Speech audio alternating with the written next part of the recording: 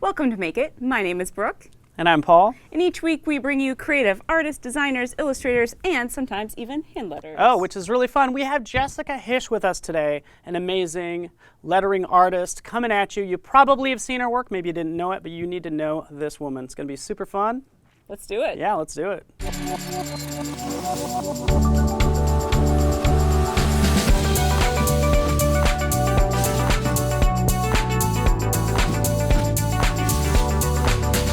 Welcome to the show, Jessica. We're super excited to have you on here. You kind of are the person responsible for bringing hand lettering back onto the scene.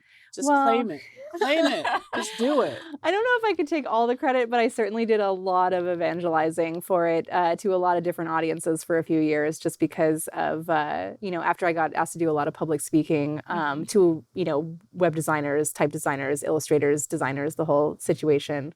I was just so in love with the field and just realized that even graphic designers were not really quite understanding what lettering was, just kind of going out into the world and explaining this is a thing that you can do. Can you believe it? Because even while I was doing it really early on in my career, I didn't even know it was a full-time profession. I knew illustrators that did lettering as a part of their process for book covers and things like that. Mm-hmm. But even then it wasn't something that they really claimed as being a profession.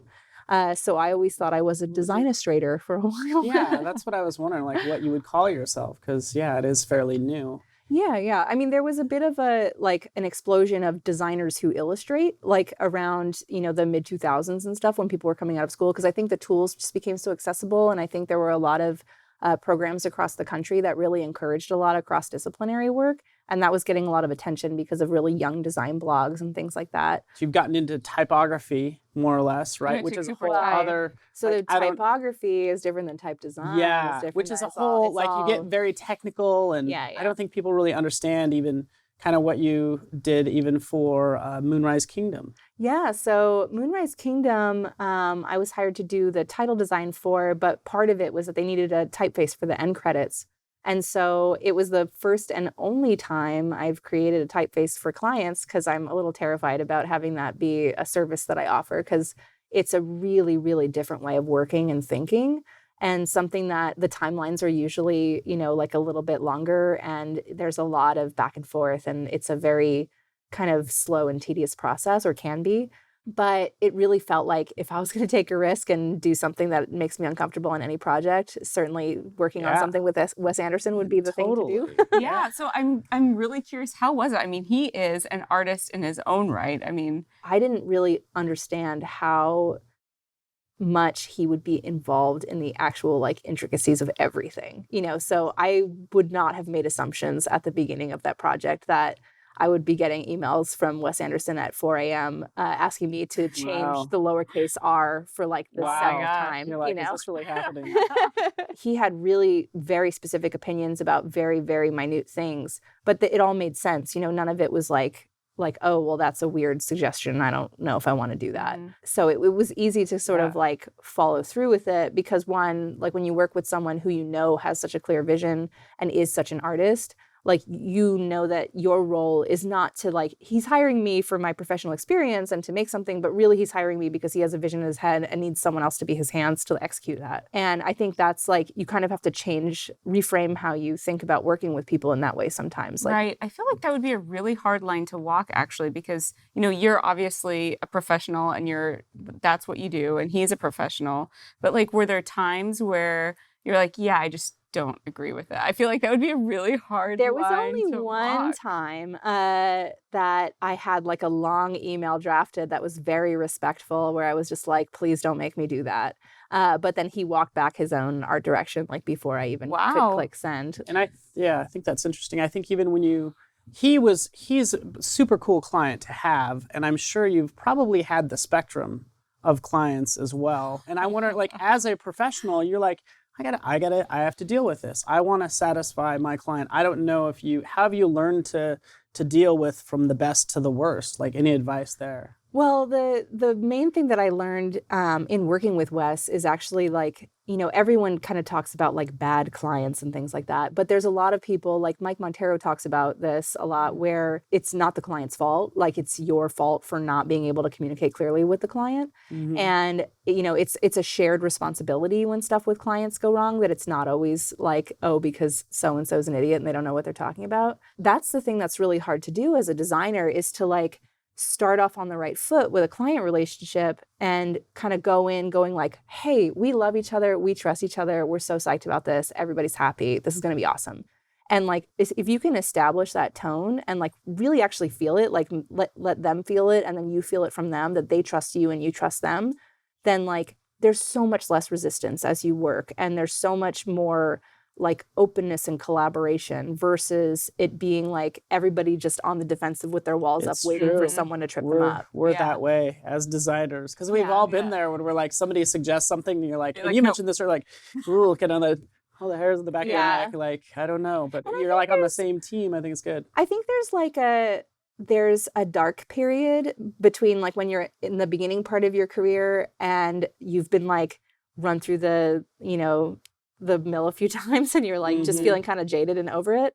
And then you get through this dark period where like you really are very defensive and you don't really see the patterns emerging. But then like once you've been working for a long time, you start to like, when you get that feedback that makes you go, ugh, then roll your eyes, you're like, oh, this is just this kind of feedback, and this always happens, and what this means is that I didn't say X 2 roles ago. That's so good. We need like a cheat sheet, the matrix of like they said put a starburst behind it. What does that really mean? No, exactly.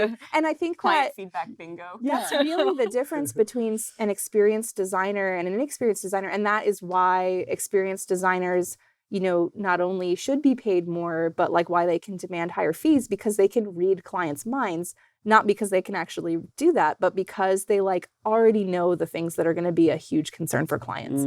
So like when I talk to clients, I can look at their brief that they're sending me, and without them actually saying the words, I can go through and go, well, this person has showed me 0 script options. It clearly means that they're trying to shoot for something that's like incredibly gender neutral. So in my first conversation with them, I'm going to say, you know what I think is right for this? Something that feels really gender neutral, because your audience currently like skews a little bit in this direction. And I know that you want to be more inclusive and expand your audience. And they go, oh my God, how did you know that?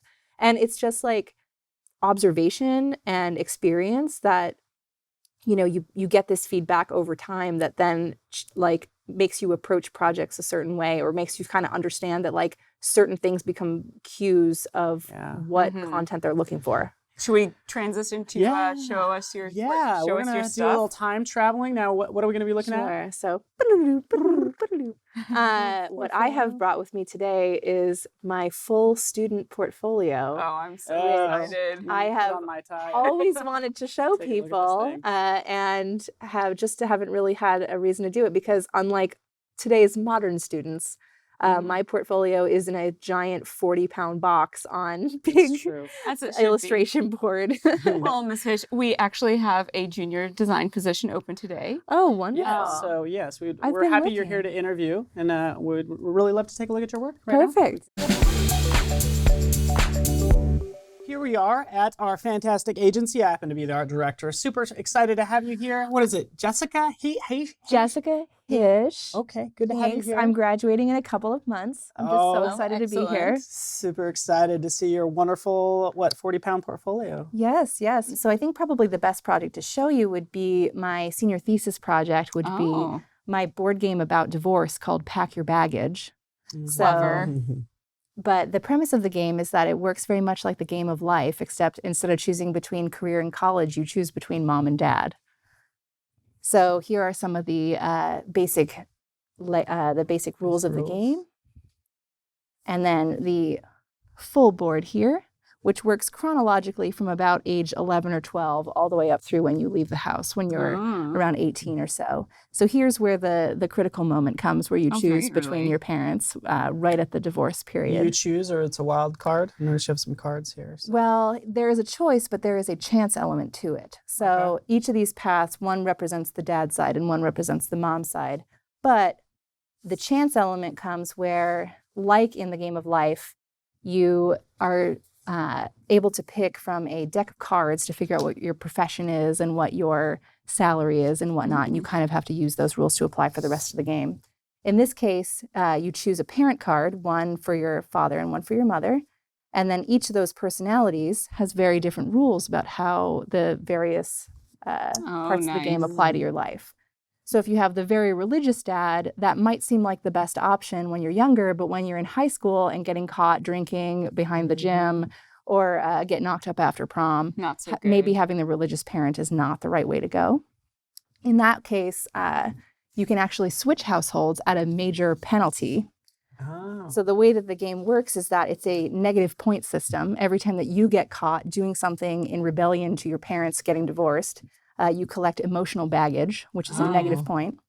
But anytime that you catch your parents doing something, which is oftentimes very similar to the things that you're being caught doing, you collect guilt money, which you can use to pay for therapy to take away baggage. Wow, you've really thought about this. Yeah. You've dove deep. Yeah. I dig it. You know, my classmates were very helpful in really exploring the gameplay and making sure that everything, really came together.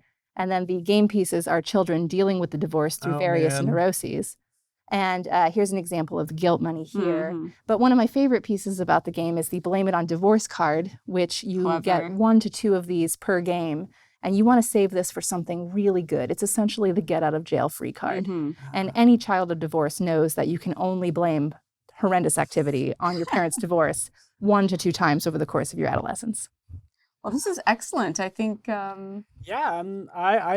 definitely need to talk it over. But I think, you work really hard. Mm-hmm. You use a lot of paper. We know that much. And it's really good work. I mean, to be honest with you. So thank you so much, Jessica Hische. Been wonderful having you here. It has been a total pleasure for me. And in all honesty, thank you for coming on the show. It's been great. It's been so good to hear. Definitely. So tune in every week, guys. We'll have another amazing guest, and we'll see you next time.